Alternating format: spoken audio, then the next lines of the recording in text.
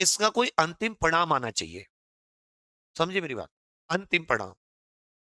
और अंतिम परिणाम 12 जून को आ रहा है। समझ लीजिए इस चीज को। ये बात अब मेरी आपकी नहीं रही। ये बात हमारी मेहनत, हमारे जीवन, हमारे सपने, हमारी आने वाली पीढ़ी, छोटे भाई बहन, हमारे माता पिता के सपने,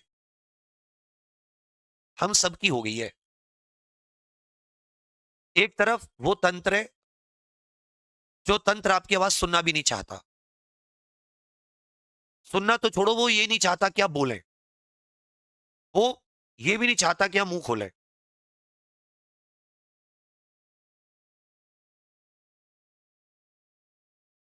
चाहे उसके लिए उसे काम बंद कराना पड़े, चाहे उसके लिए बुलडोजर चलवाना पड़े, जो वो करना चढ़े, वो तंत्र ऐसा वो चाहता कुछ ना हो।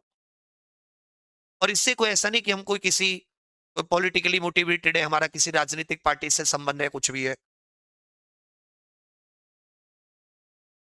हम केवल हिम अपनी मेहनत को बचाने का प्रयास कर रहे थे। हम केवल मेहनत के लिए मांग रहे थे कि भाई हमें हमारी मेहनत का हक दे दो। हम कुछ नहीं मांग रहे आपसे कि हमें कोई आपसे कोई बड़ी चीजें मांगे, या हमें आपसे कोई ऐसी मांगो कि आप हमें निःशुल्क मुफ्त की कोई चीज दें। ना ही हम रोज मांगते।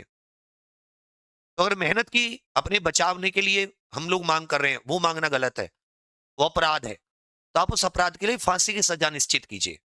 फिर आप हमें जिंदा मत छोड़िए, क्योंकि आप जिंदा छोड़ेंगे तो हम बोलेंगे।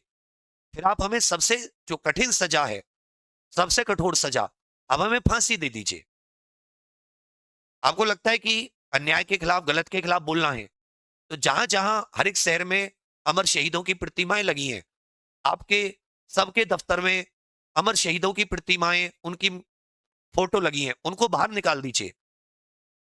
संविधान को ढक दीजिए, हटा दीजिए हर जगह से वो किताब, जो किताब भारत के नागरिकों को शांतिपूर्ण अपने अधिकारों की मांग का अधिकार देती है। हर जगह बाबा साहब से लेकर गांधी जी, भगत सिंह जी से लेकर शहीद चंद्रशेखर आजाद, हर एक की प्रतिमा पर को ढक दीजिए। अगर आप इतनी ही तानाशाही कर रहे हैं, अगर आप मुझसे बोलने नहीं देना चाहते,